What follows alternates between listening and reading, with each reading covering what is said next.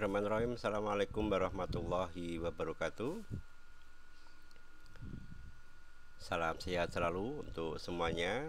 Selamat bertemu kembali di perkuliahan online kita. Masih bersama saya Iman Sofik, Universitas Sains dan Teknologi Komputer atau Universitas Sekom. Kuliahnya menyenangkan pada mata kuliah database server. Ya, gimana kabarnya teman-teman semuanya? Semoga sehat selalu ya. Oke, untuk hari ini kita akan melanjutkan materi kita mengenai database server. Kalau minggu lalu sudah kita pelajari bersama bagaimana cara instalasi dari SQL Server 2008 R2.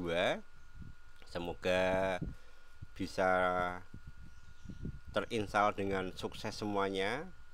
Jika ada yang mungkin kurang atau ada problem masalah, silakan bisa kontak di grup WA yang sudah kita buat bersama, atau bisa dituliskan di kolom chat ya, di kolom komen juga boleh. Oke, nah kita akan lanjutkan lagi materi hari ini tentang bagaimana cara penggunaan SQL servernya. Untuk kesempatan hari ini kita akan bahas tentang Microsoft Studio-nya yang berkaitan dengan pembuatan database-nya. Oke, baiklah, akan kita coba tampilkan ya teman-teman ya.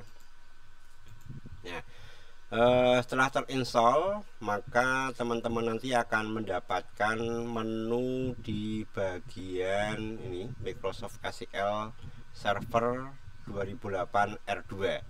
Ini kalau teman-teman klik di dalamnya nanti ada beberapa pilihan, ada submenunya ya, ada data profile, ada execute package, import and export data, import export data 64 bit dan sebagainya.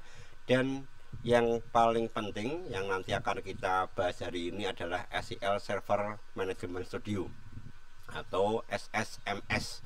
Nah, SQL Server Management Studio inilah yang digunakan untuk mengelola database. Di versi yang awal itu dinamakan dengan Enterprise ya, Enterprise Manager, tetapi kemudian berubah namanya menjadi SQL Server Management Studio. Oke, silakan bisa teman-teman klik untuk masuk ke dalamnya. Ya, ini tampilan awalnya seperti ini.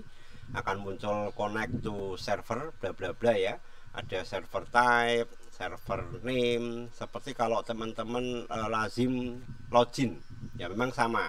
Jadi ini pun juga demikian, tiap kali kita akan mengakses SQL Server itu juga akan diminta untuk login ya.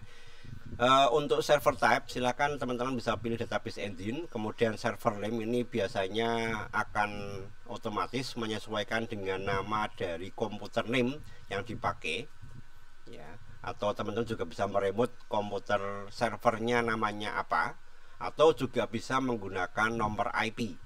Jadi kalau misalnya kita remote, kemudian SQL servernya nomornya IP-nya 10 sekian sekian misalnya, atau 192 sekian sekian, bisa dimasukkan di situ.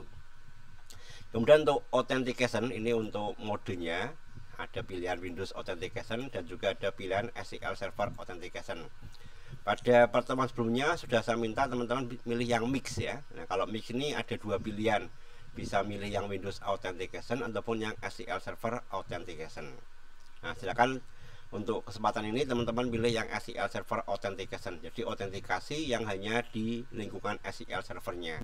Kalau yang Windows Authentication berarti kita harus terkoneksi dengan server Windows, server LAN-nya dalam hal ini ya. Oke, saya pilih SQL Server Authentication, kemudian diminta untuk masukkan login, nama user yang dipakai dan passwordnya. Nah, login yang saya gunakan adalah pertama kali yang dikenal adalah SA ya, ini baru satu, SA sistem admin. Kemudian passwordnya saya kosongkan kemarin ya, memang harusnya ada passwordnya, tapi karena kita proses belajar dan supaya nanti tidak mudah lupa ya, seringkali problem itu adalah passwordnya lupa, maka sengaja passwordnya saya kosongkan. Atau kalau memang teman-teman pengen memberikan password itu muncul pada saat instalasi kemarin, diingat-ingat ya, saat instalasi menggunakan passwordnya apa. Saya minta kemarin passwordnya pakai yang simple, yang mudah dan gampang diingat. Oke, kalau udah klik connect. Nah, kalau benar di sebelah kiri akan muncul ada, nah ini mirip dengan file explorer ya, atau Windows Explorer, dimana teman-teman mengelola file untuk copy, kemudian menghapus, menambahkan file dan sebagainya ya.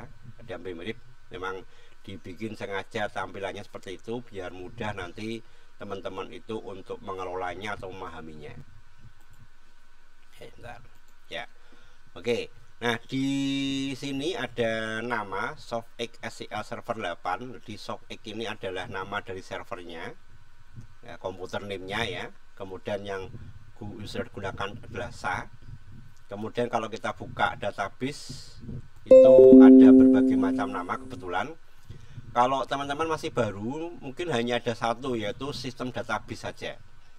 Ya, yang DB Iman, DB Iman 2 dan sebagainya, ini adalah database buatan ya, database buatan. Jadi kalau teman-teman baru saja menginstall, maka kemungkinan nama-nama ini nggak muncul memang. Yang penting ada sistem database. Nah, ini untuk membedakan. Kalau yang di versi sebelumnya semuanya ngumpul jadi satu, antara sistem database dengan database user itu ngumpul jadi satu.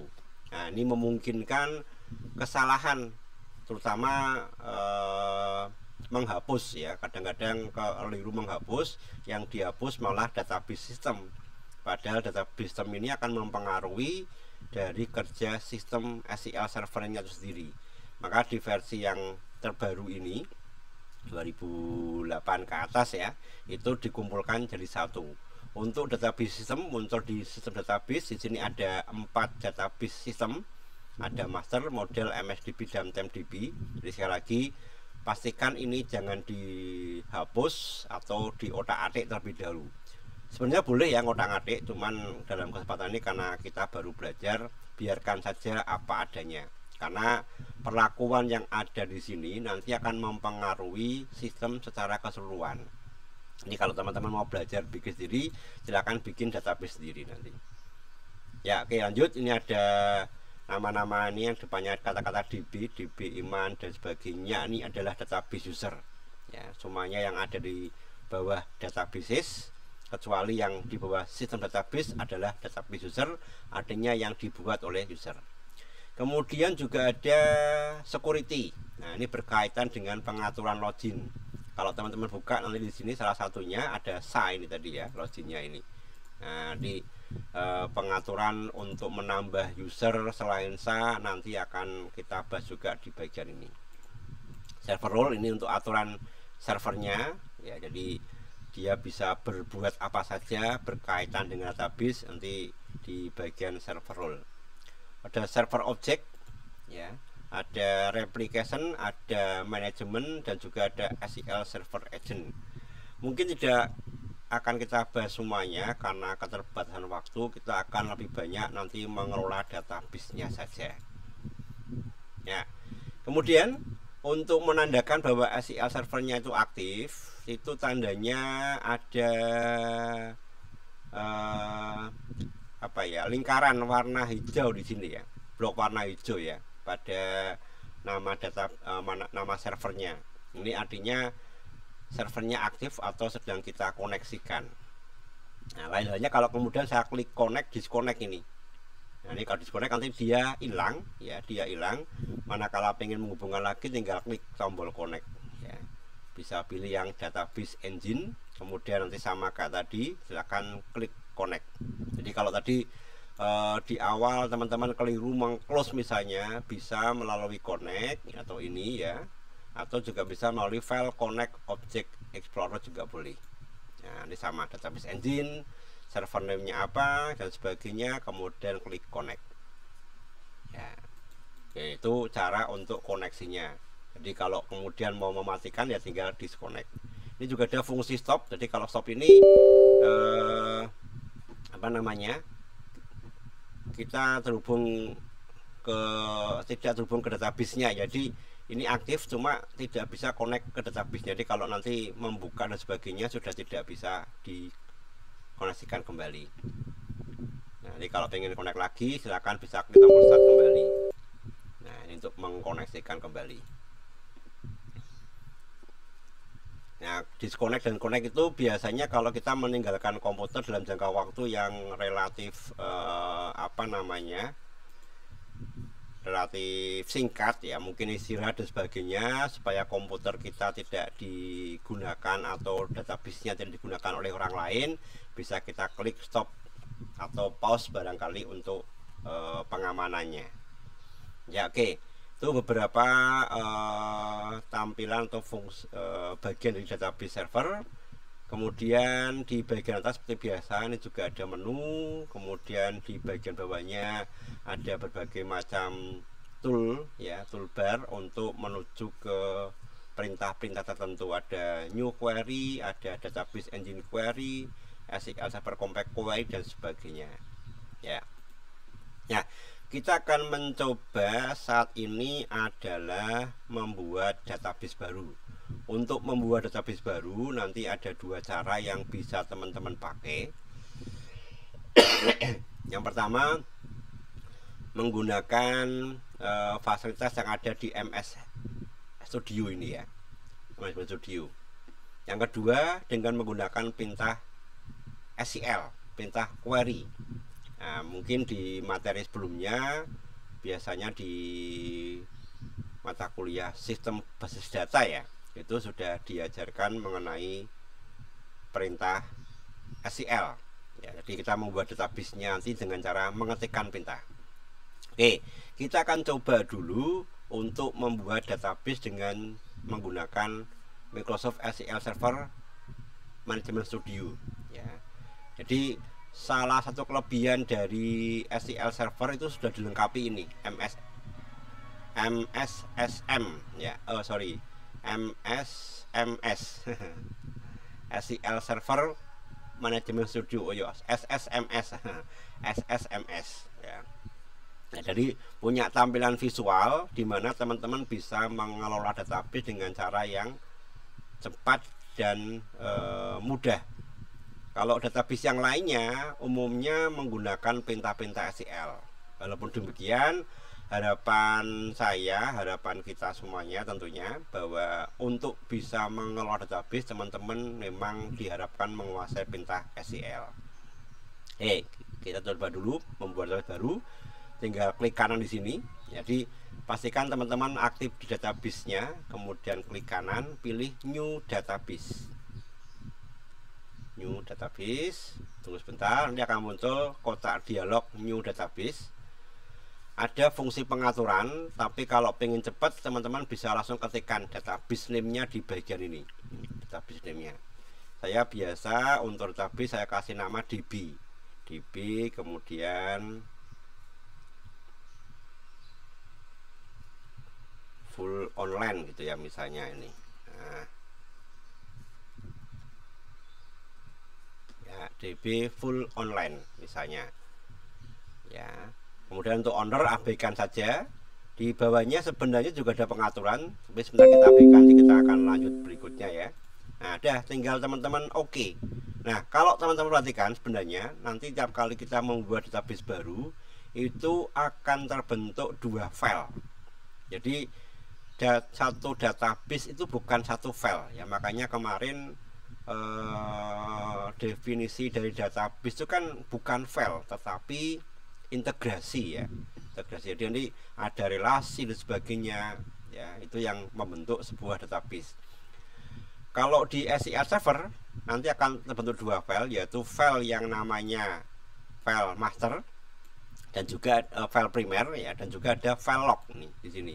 Jadi ada DB full online nama yang sama, kemudian juga muncul lagi DB full online dengan tambahan kata-kata log.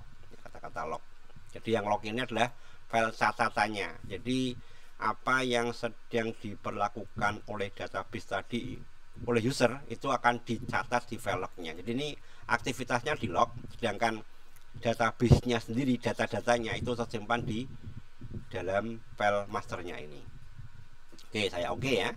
Oke, DB full online namanya digabung aja, tidak usah dikasih spasi walaupun diperkenankan, tapi harapannya tanpa spasi muncul ya, DB full online. Nanti kalau kita buka di dalamnya sudah punya apa ya, kayak struktur baru ya. Nah, semuanya sama, Jadi setiap kali kita bikin database nanti muncul ada database diagram, ada table, ada view, programmability, storage, dan security. Ini table nanti munculnya database, tabel-tabel. Ini juga kalau kita buka di dalamnya akan muncul ada sistem table. Jadi kalau diawali kata sistem berarti ini adalah miliknya sistem ya, artinya tidak perlu dirubah, tidak perlu diotak-atik ya teman-teman ya. Table yang lainnya sama, ini kalau yang sebelumnya ini ada pub table pun juga sama, ada sistem table, tapi juga ada yang lain. Kalau yang tadi barusan kita buat itu hanya sistem table aja, di bawahnya belum ada DBO ya. Jadi kalau yang DBO ini yang dari user, kalau yang sistem DBO sys depannya. Sedangkan kalau yang tabel ini DBO author, diskon ya, ini database tabel yang dibikin oleh user. Ini Nodewin juga sama, kita buka tabel, ada sistem tabel yang semuanya diawali kata sys ini ya. Kemudian juga ada yang customer, employee. Nah, ini berarti database user. Nah, oke, itu cara untuk membuat database ya.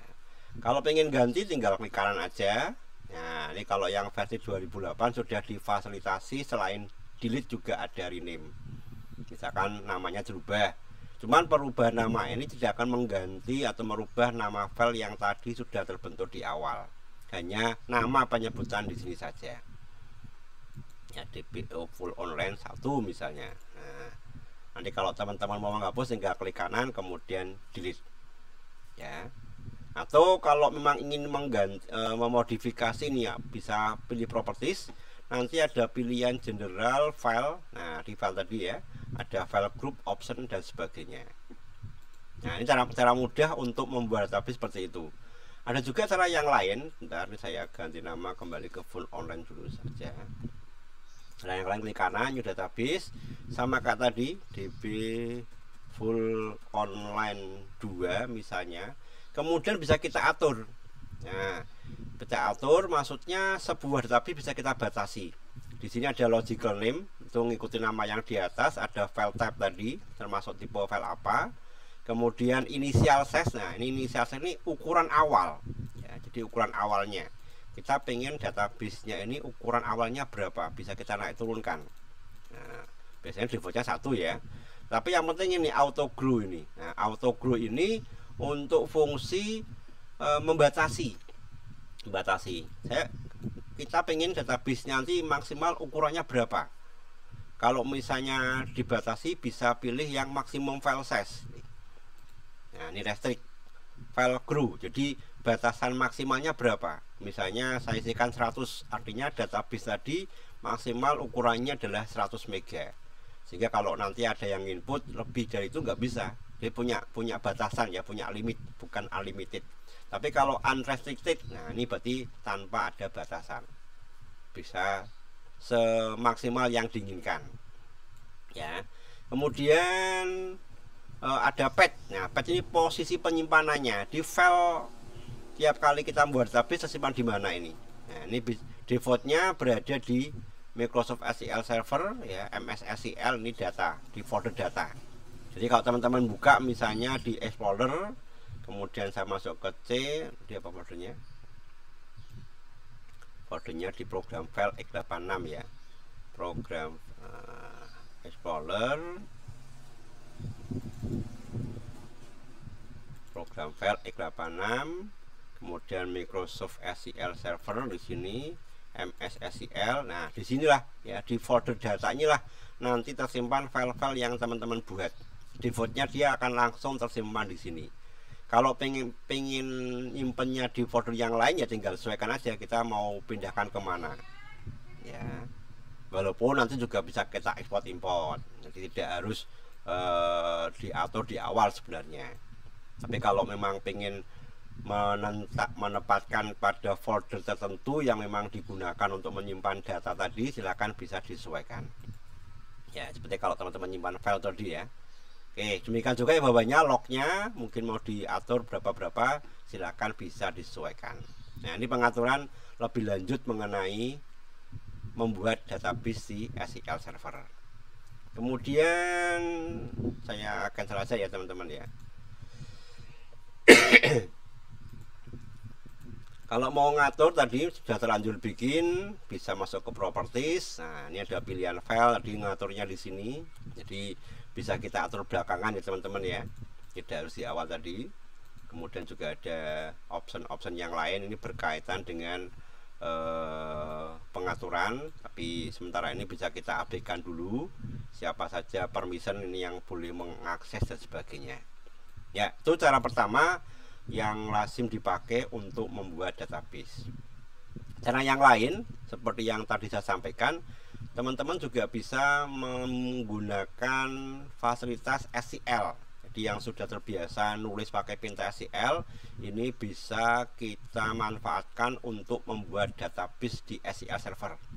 Ya, tentunya dengan cara mengetik, menulis ya. Nah, kita pilih aja new query di sebelah kanannya. Nanti akan muncul jendela baru ini ya, SQL query 1.SQL. Nanti akan ditanyakan lagi seperti langkah awal tadi, tinggal klik connect saja. Nah, dia muncul di sini.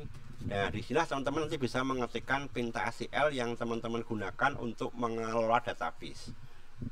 Contoh misalnya, saya mau membuat database baru ini. Nah, bisa kita ketikkan klik database, namanya misalnya DB 2023 misalnya ya. Nah, ya, silakan bisa diblok dulu. Kemudian execute. Nah, gunakan gambar apa ya? Tanda seru warna merah ini, execute untuk menjalankan pinta ini. Jangan lupa diblok dulu ya. Diblok dulu kemudian execute. Nah, ini kalau benar akan muncul nih query execute successfully, the create database bla bla bla. Nah, sudah terbentuk ini. Nanti sebelah kanannya harusnya muncul. Kalau belum muncul silahkan coba di refresh, klik kanan kemudian refresh atau tekan tombol F5. Mana? Nah, ini muncul ya, DB 2023A. Nah, sama, kalau kita buka isinya pun juga akan muncul database diagram, tabel juga punya sistem tabel juga dan sebagainya. Oke, ada view dan seterusnya. Nah, ini cara untuk membuat database dengan menggunakan pinta SQL. Nanti kalau misalnya teman-teman pengen aktif di database tadi ya gunakan pinta use. Kalau pakai MS Studio kan tinggal klik, saya mau aktif di sini ya klik aja di sini. Klik sini, klik sini. Ini artinya udah aktif. Tapi kalau menggunakan pinta SQL, manakala kita pengen aktif di tertentu, gunakan pinta use. Mana yang aktif itu di sini. Ini ada muncul DB full online, artinya yang sekarang kita sedang aktif adalah di database DB full online. Sehingga kalau nanti membuat tabel, mengelola tabel, pengaruhnya di sini, bukan di sini. Nah, kalau teman-teman pengen pindah yang di 2023A, ya ini bisa pakai cara seperti ini, ya, atau gunakan use. Contoh ya, saya gunakan use DB 2023A. Sama kata tadi, silahkan di blok, execute atau menekan tombol F5. Maka perhatikan ini akan berubah jadi DB 2023A. Nah, untuk menghapus, misalkan kalau tadi menghapusnya klik kanan di sini kemudian delete ya. Nah, tinggal oke, sudah terhapus. Jadi memang salah satu hal yang menjadikan SQL Server itu mudah digunakan, tinggal klik kanan aja, nanti teman-teman bisa menebak kok. Ada rename, delete, refresh, ini kan sudah bisa kita tebak fungsinya untuk apa gitu ya. Nah, log database DB 2023A. Nah, ini kalau tadi klik kanan, sekarang saya pakai perintah drop ini. Block, execute. Nah, because kurang underscore ya. Nah, cannot drop the database because it does not exist, jadi tidak ada ternyata karena memang namanya ada underscore-nya. Tadi saya nulisnya tanpa underscore. Execute. Currently in use, jadi nggak bisa, harus dipindah dulu posisinya ke yang lain. Oke, saya pindah ke master dulu aja. Nah, jadi kalau database-nya masih dalam keadaan Anda klik, nggak mau ya teman-teman ya, jadi harus dipindah dulu ke database yang lain ya, master misalnya, kemudian execute. Nah, ini deleting, nanti tinggal di refresh saja. maka database tadi sudah hilang. Ya, itu sekilas bagaimana cara menggunakan SSMS SQL Server Management Studio untuk membuat database baru, mengganti nama dan menghapusnya. Ada pertanyaan barangkali sampai sini? Belum ada ya? Oke, barangkali itu dulu untuk materi hari ini. Berikutnya akan kita lanjut untuk membuat tabel. Di database itu kan rumahnya. Nah, perabot-perabotnya itu kan di tabelnya ya. Misal tadi tabel 5 ini ada employee. Jadi tabel employee itu isinya apa sih? Nah, kita bisa membuka isinya nanti. Nah, ini isinya tabel employee. Isinya tabel produk apa sih? Klik kanan, edit top. Nah, ini muncul isinya dari tabel produk. Tentunya ini harus dibuat dulu tabel-tabel ini. Nah, ada nanti mendesain database-nya dulu, tipe-tipe datanya apa, kemudian baru nanti kita bisa memasukkan data di dalamnya. Oke, itu yang akan kita bahas pada pertemuan yang akan datang. Untuk materi hari ini mengenai penggunaan SSMS saya cukupkan dulu. Jika ada yang mungkin kurang jelas atau ada pertanyaan, bisa tulis di kolom komen atau bisa masuk ke grup chat yang sudah kita sepakati bersama. Saya akhiri untuk pertemuan kali ini. Selamat mencoba tentunya supaya mahir. Wassalamualaikum warahmatullahi wabarakatuh. Jangan lupa like and subscribe.